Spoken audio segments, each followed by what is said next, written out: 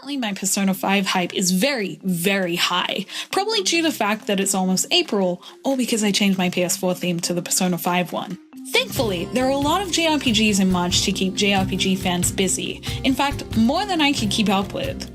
When I did play, I really enjoyed. There was the breath of fresh air that was NieR Automata and its amazing story. My addiction to Final Fantasy XV continued thanks to episode Gladiolus, and I got a little further into my own personal side quest of catching up on the Kingdom Hearts series by playing more 1.5 HD on PS3. I might not have played all the JRPG releases this month, but these very different JRPGs I played in March, I'm overall quite happy with. Here are all the JRPGs I played a little and a lot of in March, before Persona 5 takes over my entire life. It's always nice when positive expectations pan out. I had the highest hopes for NieR Automata, and when I bought it in early March and entered Yoko Taro's weird, wonderful brainchild, it was exactly that. Weird, wonderful, unsettling, touching, interesting, and fun. I made my review after I got ending A, and now I'm on my way to getting the other endings. The completionist in me would like to get all 26 endings, but I'll at least settle for the important ones time-wise. I just got the ending for the B route, and holy shit. In short, it's great, and it's definitely a wonderful narrative I'm still getting enjoyment from. Its weird and wonderfulness definitely make it my favorite JRPG for March. My Final Fantasy XV addiction continued into March and saw me get myself a new Platinum Trophy. I also went on a recipe hunt post-Platinum Trophy to indulge my completionist tendencies a little, and mostly just to hear Ignis say, "That's it! What's up, Iggy? I've come up with a new recipe." What I've been loving is that rather than me actively finding quests on the map I haven't done, 15 is now giving weekly timed quests that have pointed me in a starting direction in some of my recent sessions. Thanks to them and their crazy rewards, I'm at level 101 and preparing to try some of the super secret dungeons and have a weekly reason to jump in, even as I try to play other things sometimes. Final Fantasy XV also had its first episode DLC come out in the form of episode Gladiolus, which I played and reviewed a few days ago.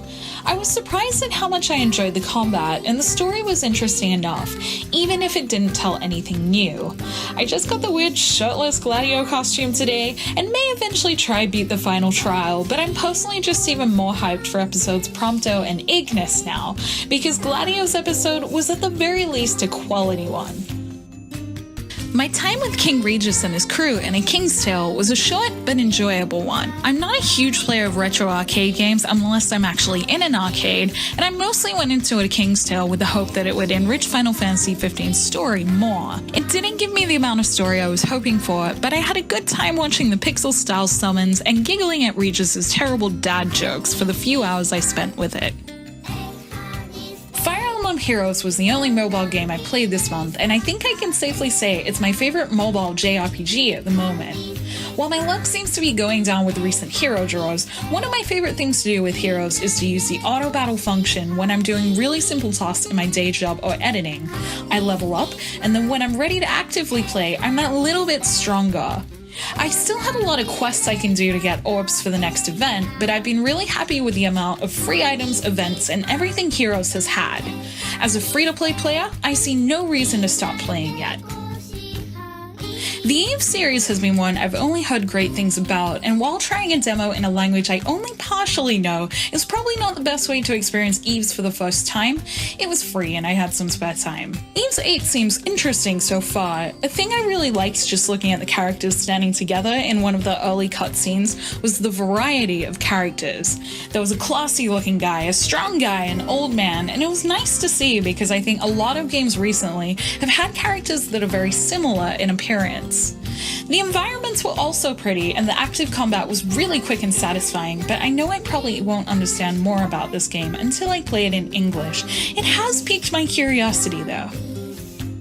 Thanks to NieR, my backlog time was put to the side a little, but I did manage to get him some Persona 2 time on my lunch breaks.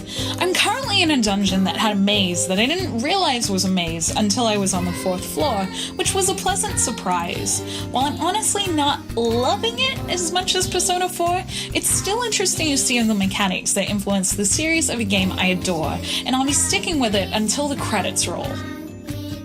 I used the period between finishing my NieR review and episode Gladio to continue with my catch-up of the Kingdom Hearts series. Playing as an adult JRPG lover compared to when I first started as a preteen discovering the world of JRPGs is pretty interesting, as I noticed myself understanding the game much more easily.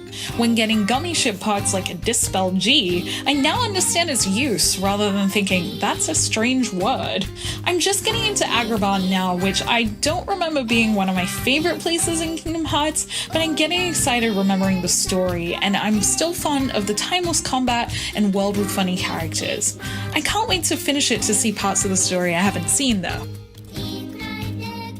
My April JRPG plans? Persona 5.